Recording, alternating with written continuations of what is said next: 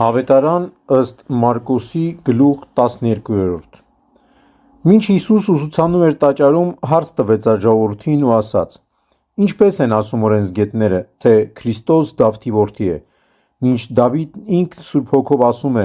Տերն իմ Տիրոջն ասաց. նստիր իմ աջ կողմում, մինչև որ քո թշնամիներին քո ոտքերի համար պատվանդան դնեմ։ Արդ եթե Դավիթն ինքն իսկ նրան Տեր է կոչում, ինչպես նրա որդին կլինի։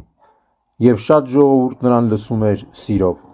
Եվ սովորեցնելով նա իր ուսուցման ընթացքում ասում էր. զգույշ եղեք այդ օրենսգետներից, որ ուզում են աչքի զարնող զգեստներով ման գալ, հրապարակներով հարգանքի ողջույններ որոնել, ժողովարաններում առաջինաթոռները և ընթրիքների ժամանակ պատվոտեղերը։ Նրանք ուտում են այրիների տները,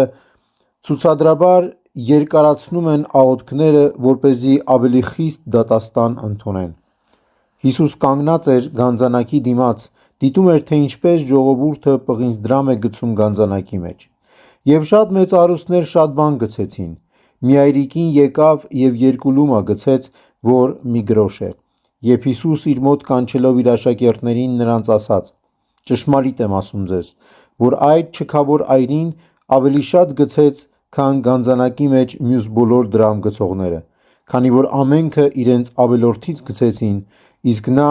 իր չքավորությունից գցեց ամեն ինչ, որ ուներ, իր ամբողջ ապրուստը։